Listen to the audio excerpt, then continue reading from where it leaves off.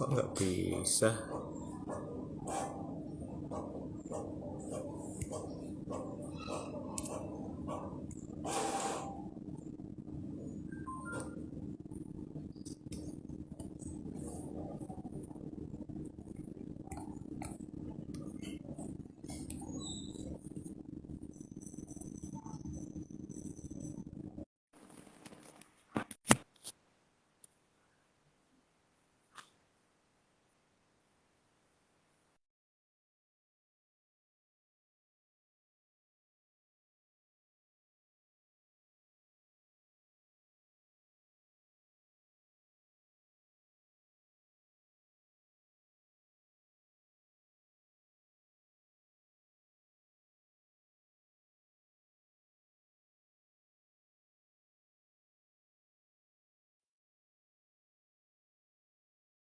Terus ini dia kok masih.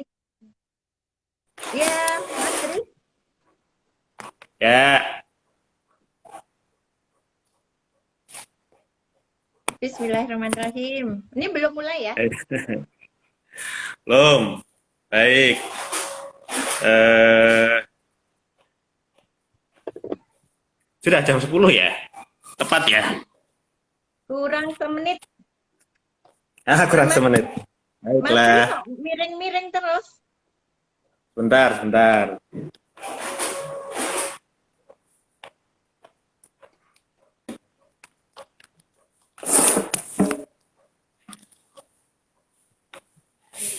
Nanti salam pembuka kita bareng apa? Bu Rini, Hah? kita handphonenya tegak atau tegak ya? Oh, dengan holder ya? Saya tegak ya. Oke, nggak apa-apa. Sip. Supaya di atas ininya kameranya, Oke. saya buka-buka kertas nggak kelihatan. Baiklah. Mas Tri juga tegak ya, bareng ya.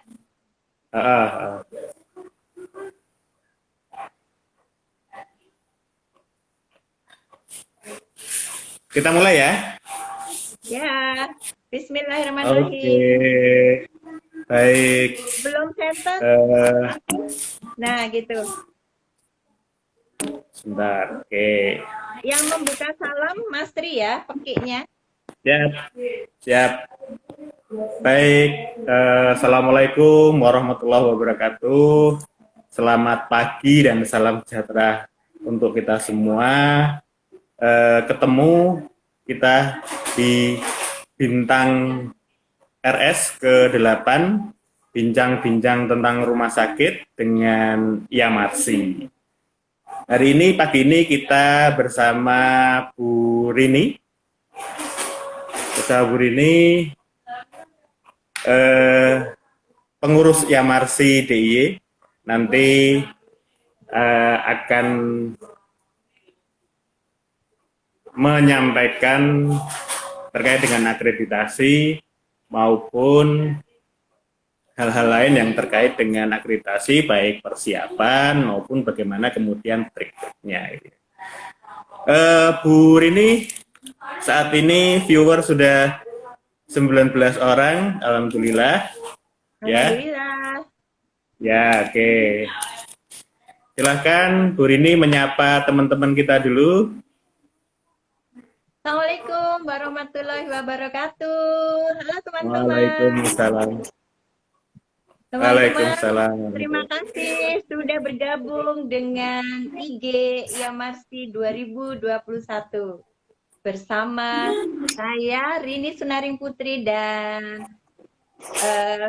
Mas kenalan nanti ya. Oke, baik. Para Instagramer sekalian ya, pemerhati rumah sakit, Bu Rini ini adalah surveyor KARS, gitu ya. Pendidikan beliau S1 kedokteran gigi di Erlangga, kemudian S2 kesehatan masyarakat manajemen rumah sakit di FKUGM tahun 2004. Wah, kakak kelas saya Bu Rini. Saya 2014. Tapi jauh. Kemudian jabatan terakhir beliau adalah Direktur Umum dan Operasional Rumah Sakit Umum Pusat Dr. Sarjito pada tahun 2018. Bu Rini Porna tahun berapa? 2020. 2 tahun ya, berarti 2 ya, tahun. terakhir Direktur Umum 2 tahun 2020. Sekarang sudah purna, tapi beliau masih sangat aktif giat dalam rumah sakitan, dan saat ini akan berbincang-bincang ngobrol dengan kita terkait dengan akreditasi rumah sakit. Bapak Ibu, akreditasi rumah sakit menjadi hangat dibicarakan, menjadi topik di setiap rumah sakit, menjadi hal yang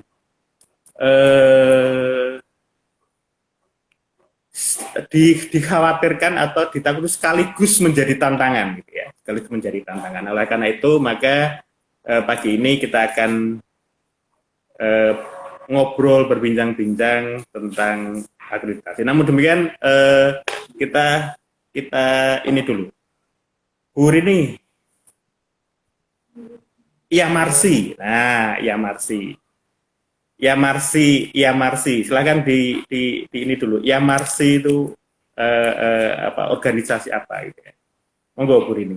Ya, terima kasih Pak Tri, Kakak Kak Tri. Nah, saya Iya. di Yamarsi itu jangan lupa kita itu adalah Iya. kakak semua, bukan Bu, karena tidak ada batas. Yamarsi itu begitu kekeluargaannya begitu kuat. Kita harus salam pembuka dulu, Kak Tri.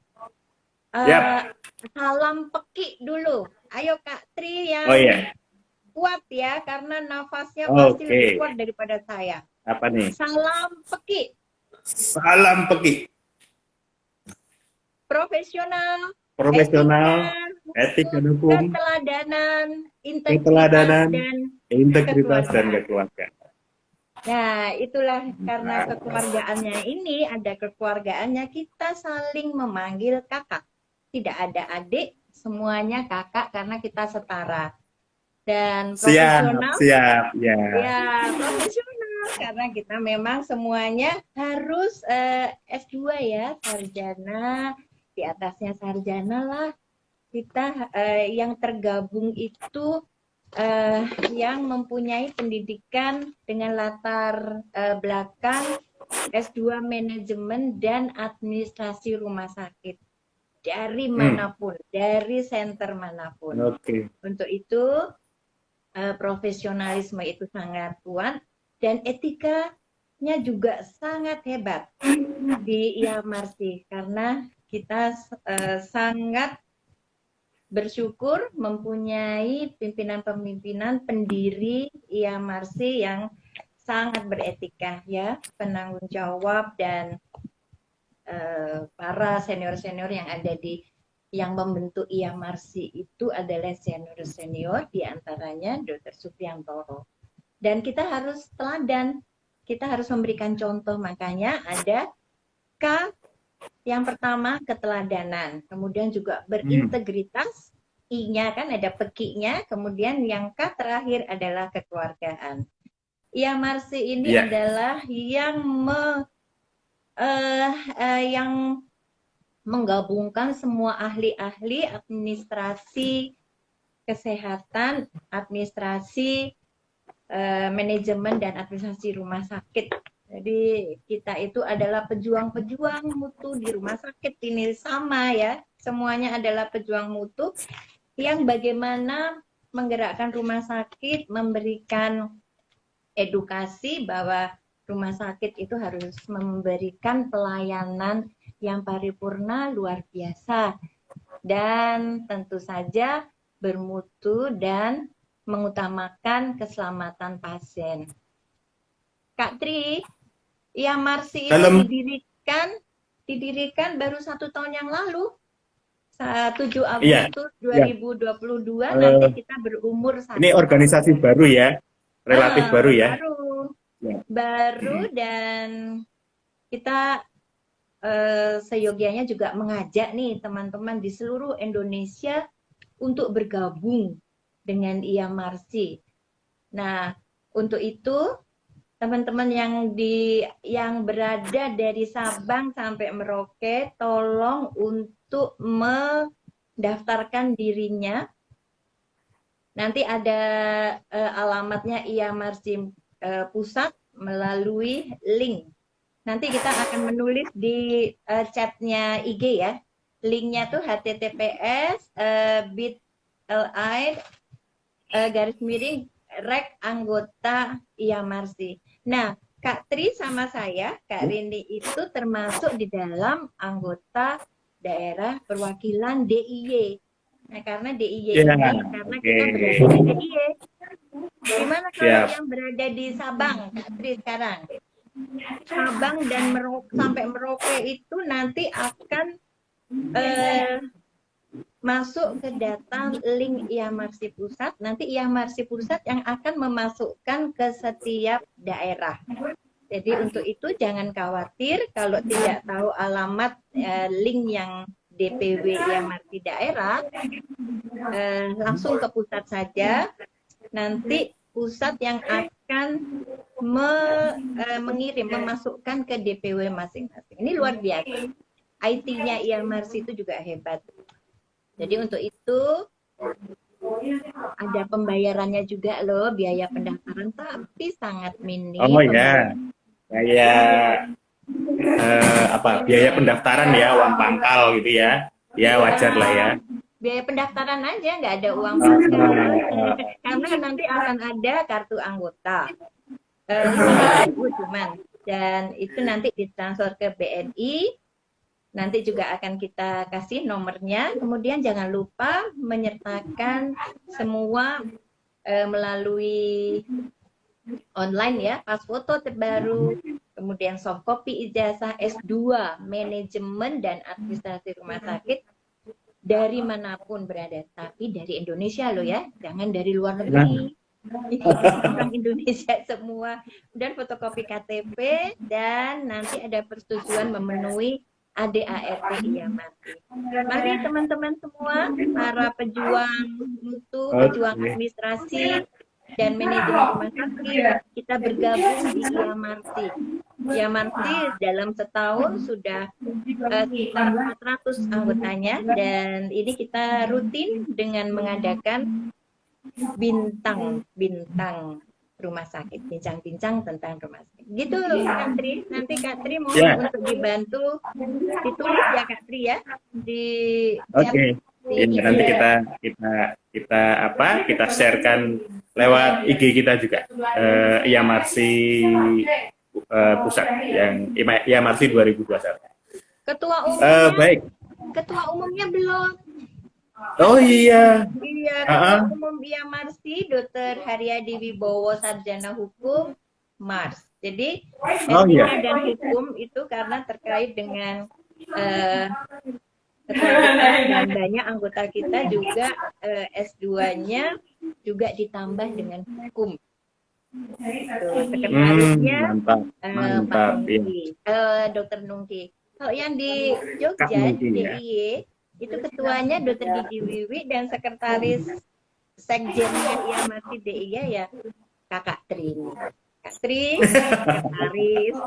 Nanti dibantu ya Kak Tri ya, teman-teman. Siap, siap. Oke. Baik, terima kasih Kak Rini. Wah, ini jadi nggak apa ya. Kita kekeluargaan tadi lah, Kak Rini. Siap. Terima kasih Kak Rini informasi terkait dengan IAMRC. Jadi silahkan bagi siapapun yang kemudian masuk kriteria gitu ya, kriteria anggota, kemudian bergabunglah dengan kami IAMRC. Link yang ada itu akan masuk ke link IAMRC pusat, kemudian nanti pusatlah yang akan memasukkan kita di provinsi masing-masing. Jadi ada IAMRC daerah, IAMRC provinsi yang tadi sudah disampaikan oleh Kak Rini, diketahui oleh Kak Wiwi yang sekarang. Baik, Kak Rini, gini, beberapa kalimat saja. Apa manfaat yang bisa kita peroleh ketika kita kemudian bergabung di IAMRC? Ya, tentu saja karena kita sangat aktif di dalam peningkatan kompetensi.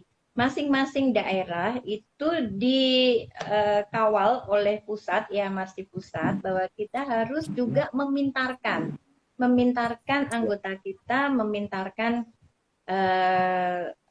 rumah sakit atau ahli manajemen yang ada di wilayah kita. Untuk di DIY kan juga sudah aktif banget ini yang diketuai oleh Kak Wiwi. Kita sudah mau kemarin 3 kali ini ya webinar ya. Webinar hybrid ya.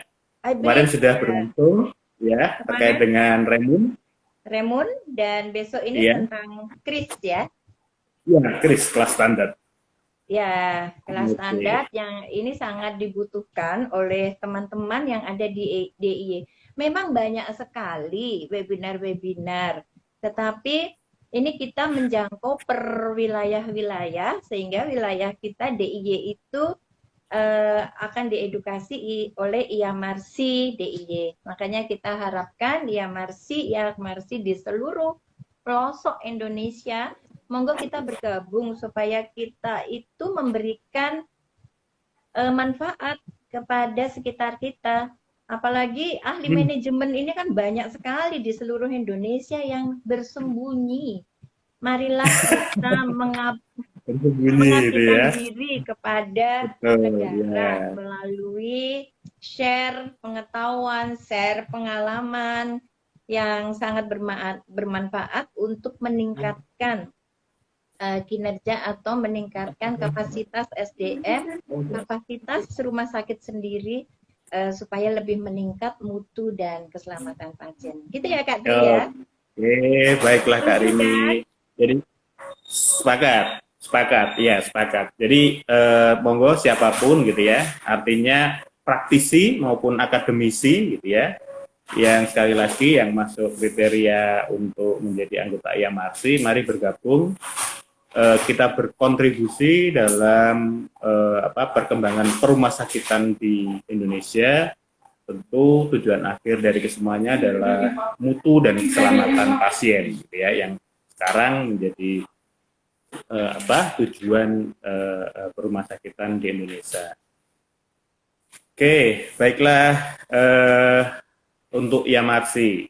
Nanti kita tunggu teman-teman semua, kita tunggu kakak-kakak yang lain ya, Kak Rini ya. Kita tunggu kakak-kakak yang lain bergabung dengan kita di IAMRC. Baik, seperti tadi saya sampaikan nih tentang akreditasi nih kalau rumah sakit. Nah, ini sedang hangat-hangatnya nih akreditasi. Kak Rini, apa yang baru dari akreditasi rumah sakit? Ya, sesuai ini adalah perbincangan yang luar biasa ya akreditasi karena sangat diharapkan, sangat ditunggu-tunggu oleh semua rumah sakit yang ada di Indonesia dan kebijakan pemerintah itu sekarang berubah berkat pandemi ini. Sepertinya ada yang bocor ya suaranya ya Kakak. Bocor suara, ada yang masuk? Mudah-mudahan nanti bisa ditanggulangi yang bocor-bocor itu. Oke. Jadi persiapan bagaimana kita mengantisipasi, mempersiapkan akreditasi yang seperti disampaikan oleh Direktur Mutu Akreditasi Yankes, Dirjen Yankes Kementerian Kesehatan. Akreditasi menjadi bagian transformasi layanan rujukan, terutama dalam peningkatan mutu keselamatan pasien, meliputi pelaksanaan akreditasi di seluruh rumah sakit sebagai persyaratan sebagai rumah sakit yang nantinya bekerja sama dengan BPJS. Dengan BPJS ya. Ya, karena seluruh rakyat Indonesia nanti akan memakai, harus mempunyai kartu BPJS. Jadi untuk total itu, coverage. Ya, kenapa Mas? Total coverage ya. Iya, transformasi akreditasi rumah sakit yang akan dilakukan itu mendorong terbentuknya. Oleh sebab itu, Kak Tri, dengan transformasi akreditasi itu ternyata mendorong terbentuknya beberapa lembaga penyelenggara akreditasi. Yang dulu hanya satu, KARS. Tapi terus akhirnya Kementerian Kesehatan berpikir bahwa sangat banyak rumah sakit, kalau lembaganya cuma satu tidak akan mungkin bisa mengcover. Untuk itu standar akreditasi semuanya sekarang STARKES, standar akreditasinya sudah ditentukan oleh Kemenkes, pelatihan calon surveyor juga ditentukan oleh Menkes, Kementerian Kesehatan, modul-modulnya, karena sekarang ada 6 lembaga baru. Untuk itu semuanya sudah diatur, jadi sudah tidak ada lagi suara-suara yang bisa akhirnya rumah sakit itu menarik diri, nggak usah akreditasi, susah, masih panjang jadwalnya, karena kan jadwalnya masih panjang. Jadi untuk itu penetapan pun biaya survei juga udah ditentukan oleh Kementerian Kesehatan. Tidak ada lagi kata-kata yang mahal dan lain sebagainya. Karena untuk itu sekarang dipermudah, dipermurah dengan penggunaan IT di dalam penyelenggaraan survei akreditasi ini. Itu Kak Tri. Jadi dengan peraturan-peraturan baru mengenai penyelenggaraan akreditasi rumah sakit di masa pandemi itu ada ininya juga nih, ada nilai tambahnya. Pemerintah akhirnya berpikir bahwa kita harus merubah kebijakan-kebijakan, termasuk Surat Edaran Menteri Kesehatan yang nomor 455 tahun 2020, kegiatan persiapan dan survei akreditasi mulai dilakukan setelah bencana nasional COVID. Kemudian muncul lagi Surat Edaran Menteri Kesehatan nomor 133 tahun 2022, pelaksanaan akreditasi rumah sakit dilaksanakan melalui mekanisme dari jaringan atau luar jaringan. Tadi yang disebut hibrid tadi ya, Kak Tri ya? Oke. Iya. Ya, menyesuaikan situasi pandemi COVID. Tapi omong-omong saya juga pakai baju COVID loh ini. Ini kan COVID. Apa itu? Nah, ini baju COVID. Oh. Motifnya karena COVID. Baiklah, iya. Kita berkawan dengan COVID. Betul. Kita harus berkawan, gitu ya. Bagaimana antisipasi termasuk survei ini ya, Kak Tri ya? Termasuk survei ini. Baik, Kak Rini, terima kasih penjelasannya. Jadi Instagramer gitu ya, ya Marsi. Ini akreditasi sekarang perbedaannya dengan yang dulu. Kalau dulu KARS gitu ya, sebagai satu-satunya lembaga. Yeah. Dulu KARS satu-satunya lembaga, kemudian KARS berkewajiban membuat standar karena sebagai lembaga akreditasi tentu kemudian bertanggung jawab untuk itu. Tapi kemudian tadi disampaikan oleh Kak Rini bahwa saat ini standar dari Kementerian Kesehatan, standar dari Kementerian Kesehatan, memang beberapa ada perbedaan, ya, beberapa ada perbedaan. Telah kita cermati, bahkan beberapa jumlah standar secara kuantitatif turun ya, Turun, Kak Rini. lebih sedikit ya, berkurang. Ya, berkurang. Jadi jumlah standarnya berkurang. Nah, ini good news untuk rumah sakit. Good news artinya jumlahnya berkurang, walaupun sebenarnya esensi mutu dan keselamatannya tidak berkurang. Saya yakin itu. Ya. Saya yakin tidak ada siapapun yang berniat untuk menurunkan standar mutu dan keselamatan. Nah, Kak Rini, perbedaan antara akreditasi yang dulu dengan yang sekarang. Nah, apa nih? Kalau tadi kita sebutkan kan ini nggak terlalu berbeda nih, tapi apa yang kemudian menjadi perbedaan yang bisa kita kita cermati dari kondisi sekarang? Ya, sebetulnya nggak banyak, tidak terlalu banyak karena pembagian surveyornya atau babatnya juga masih medis, manajemen dan keperawatan. Tetapi satu lagi prognas itu ternyata prognas itu sangat dipentingkan oleh pemerintah karena kita sebagai rumah sakit yang akan merawat atau akan melayani masyarakat Indonesia tuh harus bisa menurunkan angka kematian ibu dan anak, menurunkan stunting, dan itu rumah sakit diminta untuk berperan serta, Mas Tri, dan mau nggak mau kita itu diminta untuk berperan serta untuk masyarakat juga. Jadi beberapa elemen-elemennya juga berkurang. Ada yang dimasukkan ke bab satunya, misalnya dulu PKPO, ada PPRA ya Pak, PPRA sendiri sekarang dimasukkan ke PKPO. Jadi untuk itu bagaimana kita bisa menjangkau Kementerian Kesehatan juga sudah membridging sistem informasinya supaya mempermudah semuanya.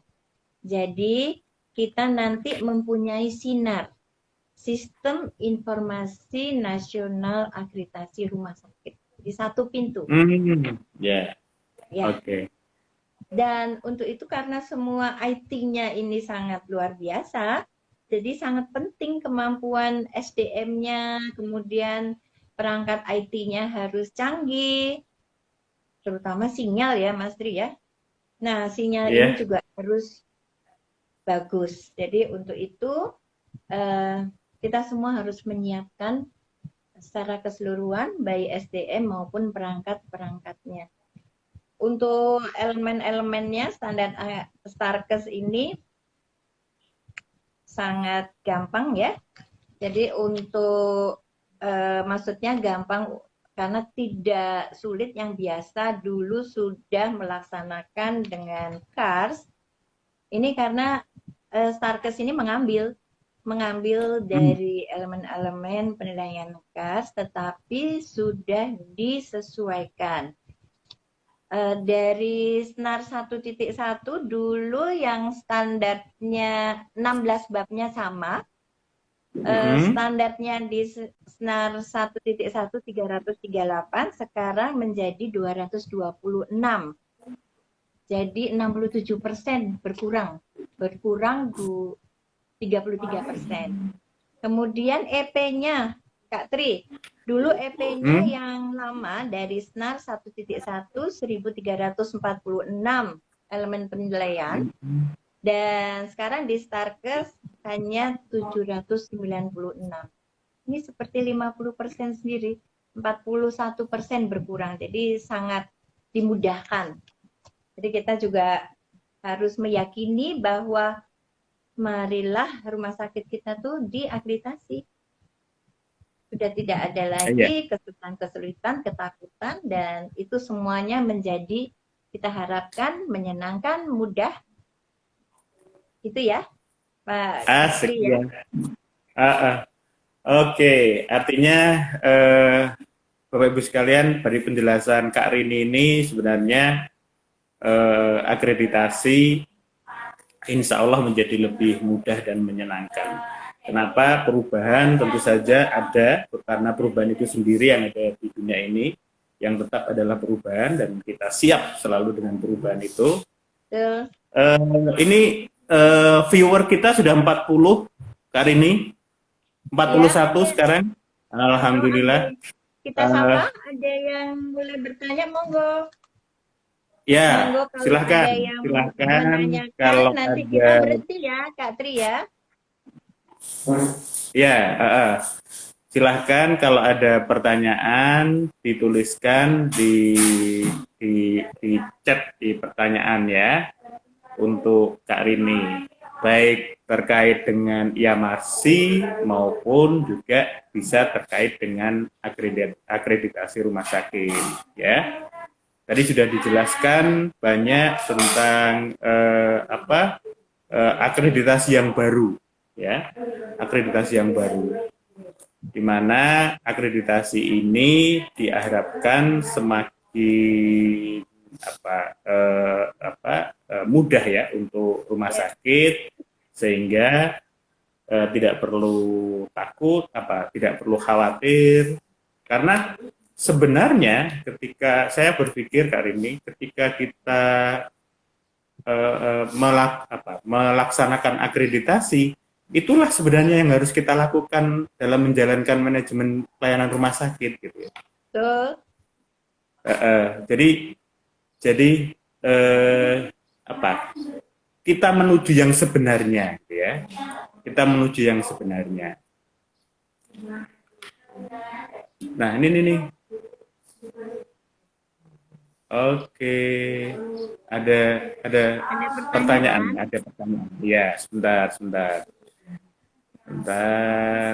kita cek dulu.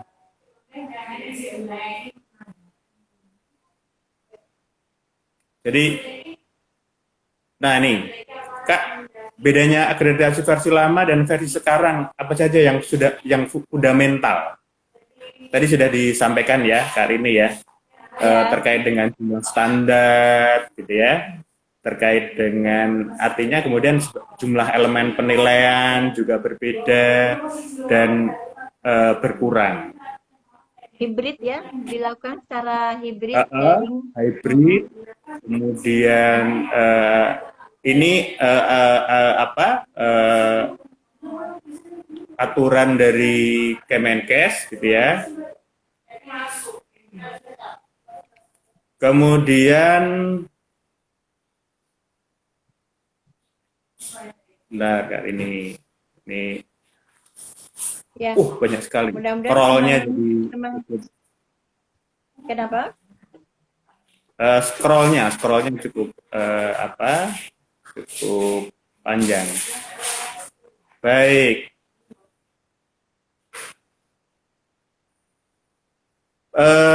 Perbedaan yang lain Kak Rini, perbedaan yang lain yang bisa kita sampaikan ke teman-teman nih, apa nih?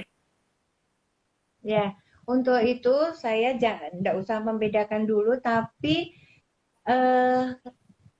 apapun masalah yang ada di rumah sakit, kita harus mematuhi perundang-undangan. Itu yang utama, Kak Tri. Jadi kita harus mematuhi perundang-undangan yang berlaku di pemerintah. Jadi itu tidak boleh dilepaskan. Jadi itu juga mungkin suatu perbedaan ya, karena di Starkes yang baru ini tidak ditekankan sekali, tetapi tolong dari semua elemen rumah sakit, undang-undang itu nomor 1 bagi kita. Karena kalau terjadi apa-apa, nanti kita sudah ada yang membentengi, yaitu perundang-undangan yang sudah kita sampaikan di SPO atau di kebijakan-kebijakan rumah sakit. Ya, untuk itu tolong ini semua bisa lebih gampang kalau kita semuanya menggunakan IT, semua masuk ke dalam sistem informasi rumah sakit yang nanti itu juga ada di standar Mr. MIK, MR, MIK itu saya kok susah tahu, jadi Mr. MIK aja ya. Oke, oke ya. Secara fundamental mungkin tidak terlalu berbeda ya. Untuk tadi sudah sampaikan Kak Rini bahwa sebenarnya rumah sakit diharapkan gini, akreditasi kan menilai kepatuhan rumah sakit terhadap peraturan ya, terhadap standar, baik itu berupa regulasi maupun best practice. Nah, oleh karena itu maka tinggal diadop saja itu peraturan-peraturan yang menggariskan rumah sakit harus melakukan apa. Oke. Dan nanti Ini ternyata sudah kan? Yes. Ternyata sudah ada pertanyaan-pertanyaan hari ini. Strategi apa yang harus dilakukan untuk akreditasi yang terbaru? Nah, dari Nur Hayati, dari Kak Nur Hayati, ya. Strategi apa yang harus dilakukan untuk akreditasi yang terbaru? Terima kasih Kak Nur. Kak Nur dari mana ya ini ya? Ada ininya nggak? Ada alamatnya atau daerahnya nggak, Kak Nur Hayati? Enggak. Nggak ada ya? Enggak ada. Kak Nur, strategi dalam pelaksanaan akreditasi ini bisa kita bagi jadi 3 ya. Pra sebelumnya, kemudian selama akreditasi, dan setelah akreditasi. Pasca akreditasi itu semuanya kita jadikan nanti strategi-strategi yang akan di breakdown, mana yang dijadikan pra. Nah, strategi yang pra ini jangan lupa membangun komitmen bersama. Ini yang paling penting Kak Nur. Bagaimana antara pimpinan rumah sakit, pemilik rumah sakit, dan Civitas Hospitalia itu menyatu bahwa ini adalah penting. Strateginya itu, ini harus kita jalani. Tapi juga direktur harus menjamin bahwa proses akreditasi yang di rumah sakit itu tidak menakutkan, jangan ditakut-takutin. Itu adalah suatu direktur itu menjadikan bahwa itu pengalaman edukasional. Jadi itu adalah peningkatan kompetensi seluruh karyawan, seluruh Civitas Hospitalia. Itu untuk perannya. Jadi di dalam pra itu sangat penting komitmennya dulu. Jadi jangan yang ikut akreditasi itu hanya kepala bagian atau staf malahan, tapi ini seluruh pimpinan. Pimpinan itu adalah nomor 1 dari direksi sampai ke manajer-manajernya. Kemudian perannya itu adalah direksi tentu saja akan menunjuk ketua tim akreditasi. Ini ya sangat penting. Kalau direkturnya kan nggak mungkin jadi ketua tim akreditasi karena direksi itu sangat sibuk. Nah, untuk itu baru nanti menyiapkan tim penilai internal. Nah, itu untuk mengajukan survei akreditasi ke pusat tentu saja sesuai dengan Permenkes PMK 1128 ada 7 persyaratan ya yang kita nanti akan ajukan akreditasi, termasuk izin-izin usahanya sudah nggak boleh expired, kemudian semua izin-izin harus terupdate, misalnya izin limbah cair, limbah padat, listrik, genset, lift, kemudian kalibrasi alat, dan aspak juga harus tervalidasi 100%, dan yang paling penting itu tenaganya tuh harus mempunyai yang tenaga medis, nakesnya harus izin STR dan SIP, kemudian ya KSO sudah tidak boleh expired. Dan untuk sarana dan prasarana minimal 60% itu sudah harus punya. Dan rumah sakit harus bersedia melaksanakan kewajiban dalam meningkatkan mutu. Nah, itu persyaratan utama strateginya, baru kita bisa mengusulkan akan ikut akreditasi. Nanti akan saya ceritakan lagi empoweringnya bagaimana terhadap unit-unit. Masih banyak nih. Gimana Kak Nur? Iya, Ada yang masih iya. kurang? Eh, saya sih mantap nih penjelasannya Kak Rini nih. Apa tentang akreditasi itu ya, persiapan segala macam. Nah, memang karena apa akreditasi tentu bertujuan akhir dalam mutu dan keselamatan pasien. Oleh karena itu tadi syarat itu tentu kemudian bisa disepakati. Tapi ini ada pertanyaan benar ini. 6 lembaga dari Kak Mega TP3. 6 lembaga itu semua nanti menilai atau salah satu saja di setiap rumah sakit. Tentu saja kita milih itu ya Kak Rini ya. Ya, Jadi kita jadi mengajukan disampaikan tadi. ya, jadi disampaikan Kak Rini 6 lembaga itu. Jadi kalau dulu hanya ada KARS, kemudian dengan Permenkes yang baru muncullah 5 lembaga lain. Nah, kemudian sekarang ada 6 lembaga selain KARS. Ada, kalau saya tidak salah, mohon maaf sebut, ada LARSI, ada LAM KPRS, ada LARS GHP, ada LAFKI, gitu, ada LARS juga gitu ya. Nah, Larsi. betul, semuanya bertujuan untuk pengembangan rumah sakit. Tujuan akhirnya adalah mutu dan keselamatan pasien. Nah, 6 lembaga ini dipilih oleh rumah sakit, Ya, betul. dipilih. Jadi rumah Mantapnya yang sakit mana? ya dipersilahkan memilih salah satu lembaga yang ada di Indonesia untuk melakukan akreditasi di rumah sakit kita gitu ya.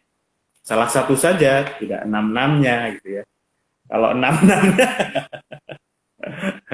salah satu saja. Nah, ini jadi menarik nih, jadi menarik nih. Bagaimana Ya. cara milihnya, Kak Rini? Bagaimana cara milihnya? Itulah. Nah, ini kan, Jadi, iya, ini kan menjadi pertanyaan rumah sakit ya. iya, Eh, betul. Bagaimana cara milihnya nih, Kak Ya, Rini? Silahkan. Kak Tri sama teman-teman, bahwa tips memilih lembaga akreditasi rumah sakit terbaik itu bagaimana rumah sakit harus mantap ya. Mantapnya tuh gimana? Karena pasti di dalam rumah sakit sendiri banyak manajer yang mengusulkan pakai ini aja. Saya mau ini, saya Hmm, pakai itu hmm, 6. Jadi hmm. semuanya berusaha untuk mengajukan. Tapi Hmm.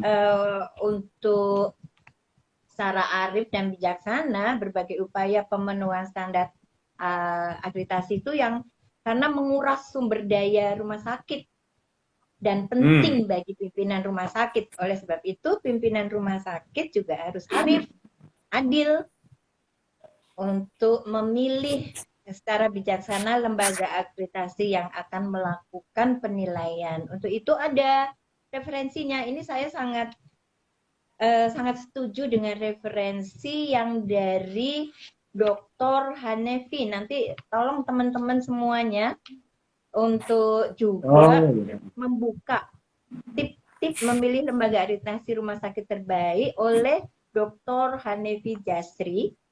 Beliaunya menyarankan bahwa pimpinan rumah sakit itu bebas memilih sebebas-bebasnya dan tidak boleh ada yang dipaksa baik secara halus apalagi terang-terangan. Lembaga yang akan diminta menilai rumah sakit yang dipimpinnya itu harus adil. Beliau sudah mempunyai toolnya, Kak Tri. Tool Ini itu saya sudah buka berdasarkan. nih. Ya, Ini saya tolong sudah buka dibuka di ya. laptop nih. Ya. Laptop, tapi gimana caranya teman-teman tahu? Gini, Berdasarkan. ada mutu rumah sakit ya, mutu pelayanan. Jadi Ya, kalau kesulitan, ini mutu pelayanan kesehatan, diklik di Google aja, Kemudian web pilih atau yang Google? Web. web. Artinya Ya. milih webnya di Google, ketik Ah, mutu pelayanan kesehatan,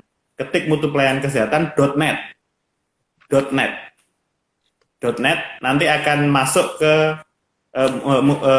web mutu pelayanan kesehatan, yang di situ tadi disampaikan Kak Rini, ada tulisan dari Dr. Hanefi Dokter, yang kebetulan Dokter Hanefi. bimbingan saya nih, pembimbing saya nih. Nah, silakan dilanjutkan Kak Rini. Ada Ya, nih. jadi aspek penilaiannya dari lampiran usulan instrumen penilaian lembaga akreditasi itu ada tata kelolanya bagaimana, manajemen Hmm. strategi, operasional, keuangannya bagaimana, kemudian Hmm. manajemen risiko dan peningkatan mutunya bagaimana, manajemen SDM-nya bagaimana, manajemen informasi ini yang paling penting. Kemudian manajemen penyurvei. Surveyor itu kalau Hmm. di kamus bahasa namanya penyurvei. Penyunting. Iya, iya. Penyurvei. Kemudian Oke. manajemen proses survei dan hubungan dengan pengelola rumah sakit bagaimana, pengelolaan status akreditasi gimana. Jadi nanti itu akan dinilai 6 lembaga itu. Masing-masing ada nilainya dari skala Likert 1 sampai 5. Ada tidak ada atau tidak ada informasi. Yang pertama, kalau 2 kurang baik, 3 cukup baik, 4 baik, 5 sangat baik. Nah, penilaian ini kita menilai bersama di rumah sakit itu. Penilaian disarankan tidak hanya dilakukan oleh 2 atau 3 orang, tapi oleh tim.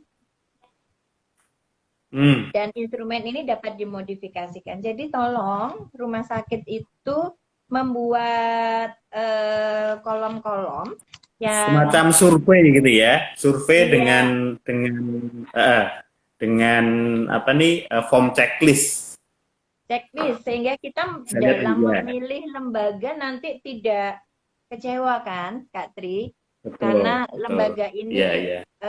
semuanya juga ada berbiaya dan ada manfaatnya bagi rumah sakit kita itu. Itu ya, Mbak Nur ya, pertanyaan dari Bu Nur ini tadi. Bukan, ini tadi dari Kak Mega. Oh, Kak Kak Mega. Mega.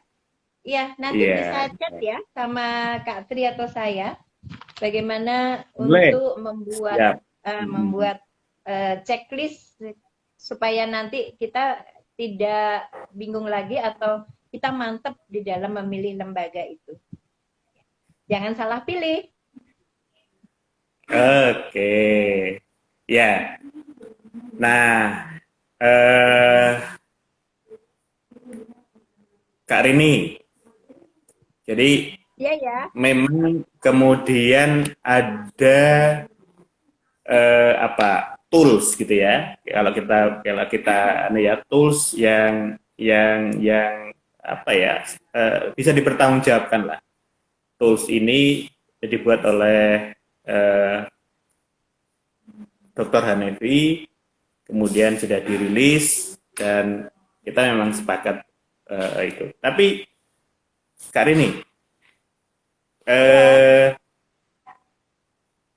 kalau kita amati lembaga sekarang gitu ya, lembaga sekarang, mana sih yang kemudian memenuhi kalau kita pakai tools ini gitu. Bisa nggak kita dibocorin nih dari Kak Rini nih? Ya, soalnya masing-masing itu kan mempunyai nilai sendiri-sendiri kan kalau kita nanti mengisi checklistnya itu. Jadi untuk Ah, itu bisalah dimengerti, teman-teman semua pasti tahu juga Kak Tri mana yang ah, lebih piawai di dalam IT-nya, tata kelolanya, manajemen strategi, manajemen SDM-nya udah siap, dan bagaimana manajemen informasinya IT-nya juga siap, manajemen penyurveinya juga siap. Nah, kalau kayak kita-kita ini kan adalah surveyor juga tuh, surveyor Kars yang keberapa kita? 900-an kan ini kita.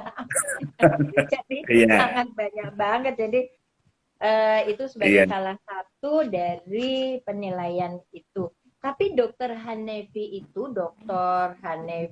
Jastri itu nggak cuman dari diri sendiri loh itu, karena beliaunya Oke. itu mengadap dari The International Society of Quality of Healthcare atau ISQA. Oke, Karena ISQA iya. itu adalah lembaga internasional akreditasi eh, komunitas internasional yang Hmm, meningkatkan mutu dan keselamatan betul. pasien juga.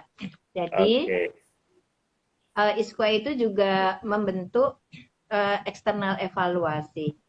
Jadi sebagai asosiasi lembaga evaluasi eksternal yang kemudian mengembangkan pedoman dan standar bagi lembaga evaluasi eksternal termasuk lembaga akreditasi. Jadi Dr. Hanefi itu tidak cuman melihatnya dalam negeri tapi luar negeri.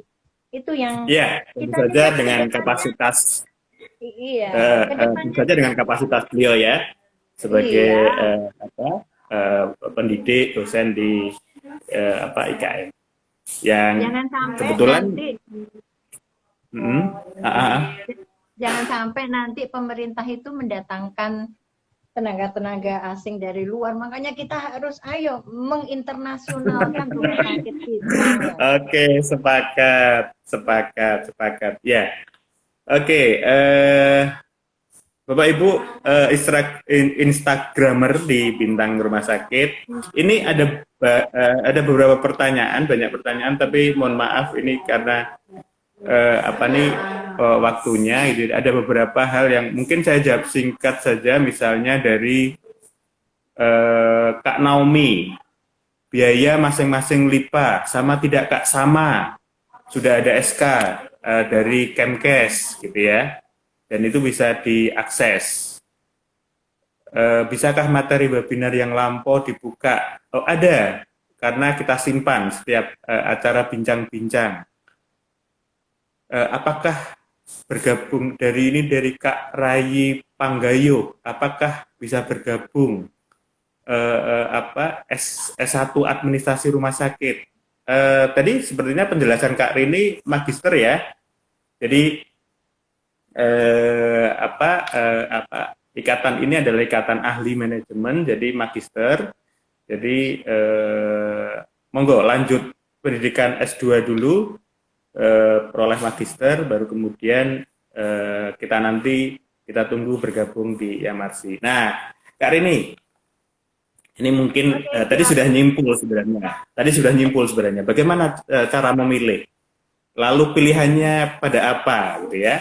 Sedikit bocoran. Ya pilihlah yang kemudian Sudah siap. lembaga yang memang sudah punya pengalaman lah, sudah punya pengalaman yang cukup gitu ya. Nah, saya juga sepakat kalau kemudian akhirnya nanti elemen-elemen elemen-elemen dalam yang dibuat Dr. Hanefi tadi itu pada akhirnya bisa dipertanggungjawabkan. Kemudian pilihan kita tentu pada lembaga akreditasi LIPA yang memang punya kapabilitas, punya kapasitas untuk itu. Nah, ini tadi nyinggung-nyinggung tentang ISQA. Nah, ternyata Kak Rini ada velo nih, velo sudah Visqua. Oh, di nama saya ya. Oh, di Ah, cantumkan itu. ya, Visqua, Visqua. Apa nih yang Well, bisa disampaikan ke teman-teman nih tentang nyambung dari apa yang tadi disampaikan Kak Rini ya, yang iya, ISQA tadi. betul. Ada Iya. ternyata mutu dan keselamatan dan tentang akreditasi rumah sakit ini sebenarnya tidak hanya dalam negeri gitu ya, tapi luar negeri. Nah, Visquanya Kak Rini nih, silakan di ini kan Iya. dipromokan ke kami nih. Bangga Yo, ya, bangga juga nih Kak Tri, saya di ya, belakang nama saya sudah ada Viskuanya karena berarti saya itu sudah fellow, saya sudah lulus ya, untuk siap. menjadi pengamat atau surveyor internasional. Jadi saya kalau boleh cerita, melalui organisasi KARS saya, Indonesia menjadi anggota perorangan ISQA. ISQA itu berada pusatnya di Dublin, Irlandia. Jadi sangat luar biasa anggotanya dari seluruh dunia.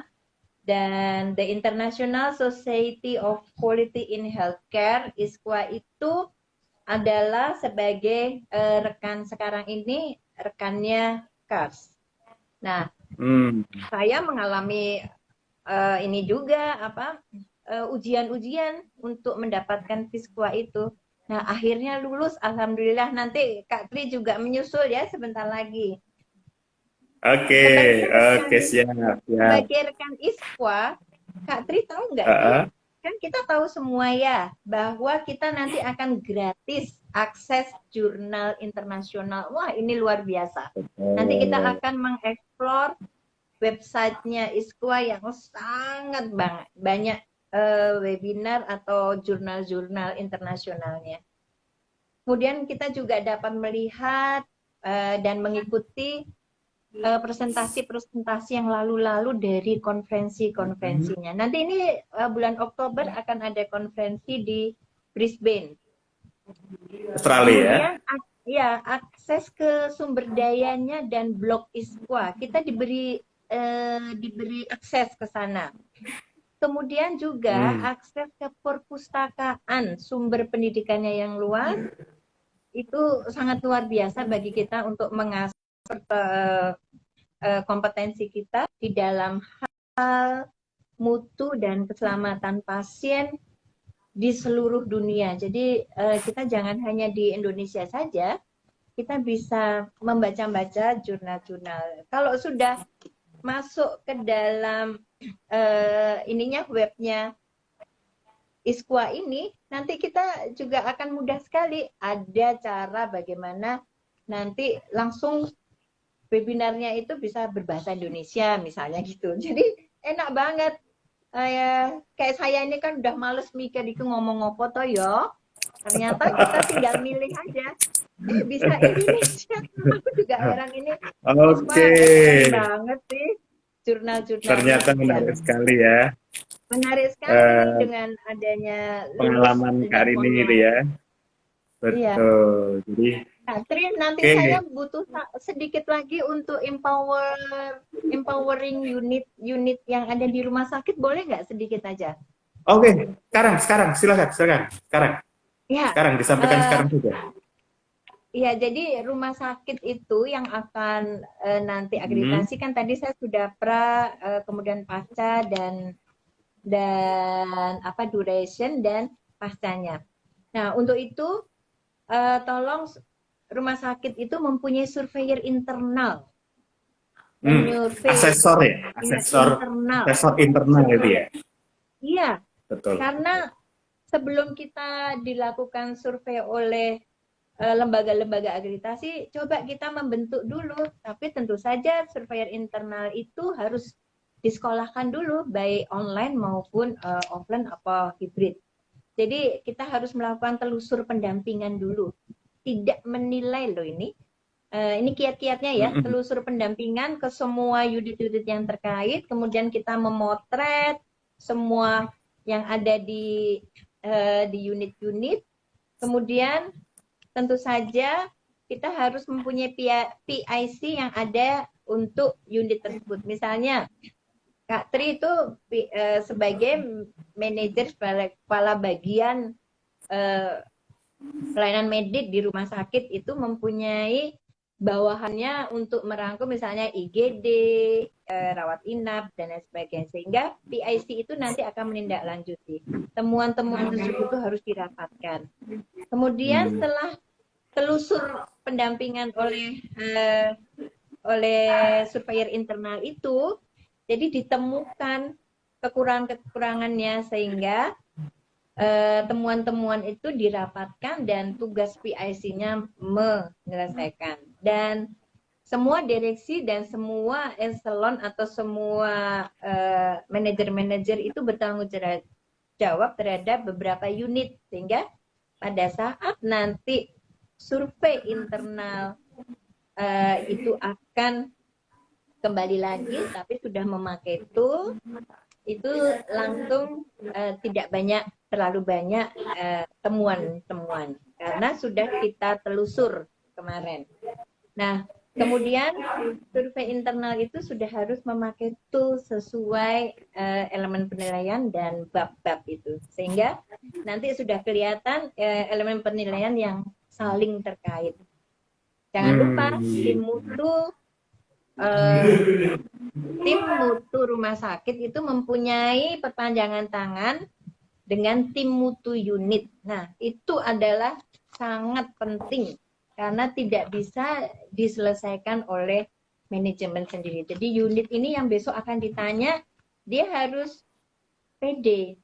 Gitu Mas Riz, takut lupa tadi. Oh iya, jadi gini, saya garis bawahi bahwa akreditasi itu tidak hanya tanggung jawab manajemen gitu kan, itu seluruh bagian dari rumah sakit, semua unit.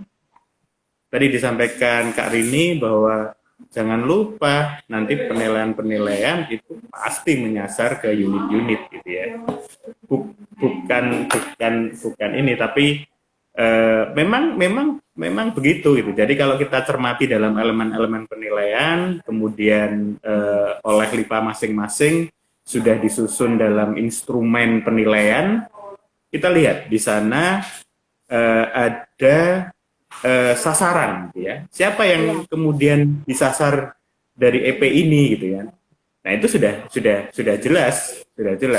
Dan di sana kita cermati tidak hanya pihak manajemen, tidak hanya direktur, kepala bidang, tetapi justru unit-unit dan pelaku-pelaku langsung gitu kan.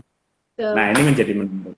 Jadi tadi persiapan, empowerment, lalu inisial survei itu sendiri. Nah tapi sekali lagi semuanya sebenarnya bermuara pada pembentukan budaya. Kalau tadi saya simpulkan dari apa yang disampaikan Kak Rini, budaya keselamatan, budaya mutu, itu yang ingin dicapai sebenarnya. Jadi memang penilaian ini penting untuk evaluasi. Kenapa kemudian harus dilakukan 3 tahun, 4 tahun sekali? Karena tentu kita ingin budaya mutu dan keselamatan pasien, gitu ya. Kak Rini sudah jam 11 nih, ternyata nggak terasa 1 jam kita bincang-bincang. Masih nanti kita teruskan lewat IG. Oke, iya. Mohon maaf, Instagramer gitu ya.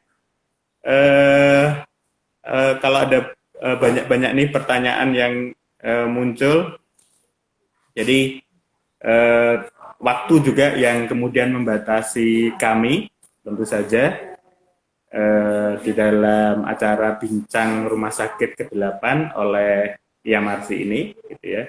Dan kalau boleh saya simpulkan dari apa yang tadi kita bicarakan, ada beberapa hal bahwa kita harus adaptif dengan perubahan. Salah satu perubahan itu adalah akreditasi. Akreditasi telah berubah, walaupun tidak terlalu banyak berubah, ada beberapa perubahan dan kita harus adaptasi. Cara memilihnya tentu harus bisa dipertanggungjawabkan dan kita sebenarnya sudah bisa menentukan pada akhirnya nanti ada LIPA yang kemudian kita bisa pilih dan kita bisa bertanggung jawab. Semuanya bertujuan pada mutu dan keselamatan pasien, pembangunan budaya mutu dan keselamatan pasien di rumah sakit. Ya, jadi akreditasi jangan khawatir, bukan momok yang harus ditakuti, tapi proses yang harus dilalui untuk budaya mutu dan keselamatan. Kami sadar bahwa bincang-bincang ini tidak tuntas gitu ya, karena ada banyak yang harus dibicarakan, ada banyak sekali yang harus didiskusikan dan disampaikan. tetapi waktu yang membatasi kita. Kak ini ada closing statement, silakan. Closing statement saya, jangan takut lah ya untuk mengikuti atau melaksanakan akreditasi. Karena itu adalah untuk mutu rumah sakit kita. Jangan ragu-ragu. Sudah banyak yang lulus dan itu tidak susah kata mereka. Jadi untuk itu pilihlah lembaga akreditasi yang terbaik dan marilah kita mulai memahami, belajar standar Kemkes ini dengan cara mudah, canggih, dan menyenangkan. Jadi, ya, MCM ya. MCM. Ya. Nah, untuk itu saya mohon maaf kalau tutur kata saya tidak berkenan ya, tapi saya terakhir mau minta waktu dulu untuk baca puisi. Biasanya kita di Karsla selalu begitu. Silakan. Bangun rumah pakai batu bata, dikerjakan pada bulan purnama. Malam-malam dong. Cakepnya mana? Cakep. Akreditasi bukan tujuan semata, tapi pasien selamat itu utama. Yes, setuju. Terakhir pamitnya pergi ke Jogja naik bis. Perginya seorang diri. Karena materi sudah habis, saya pamit undur diri. Terima kasih. Terima kasih Kak Rini. Ya, terima kasih. Oke, terima kasih Kak Rini. Salam Peki. Iya. Terima kasih Kak Rini. Bincang-bincang kali ini, Bapak Ibu sekalian, Instagramer semuanya, saat ini 43 viewer sudah menyaksikan bincang-bincang kami. Semoga bermanfaat. Saya juga Tri Yuni Rahmanto, Sekretaris IAMARSI DIY. Mohon maaf kalau ada kesalahan tutur kata maupun ekspresi. Semoga sekali lagi bincang-bincang kali ini bermanfaat untuk kita semua. Amin. Saya dan Kak Rini mohon pamit undur diri. Berharap ada kesempatan lain ya Kak Rini ya untuk sambung nih ngobrol-ngobrol kita. Karena banyak pertanyaan juga ya. Yes, betul. Sekali lagi mohon maaf. Yuk kita close. Assalamualaikum warahmatullahi wabarakatuh. Waalaikumsalam. Matinya gimana?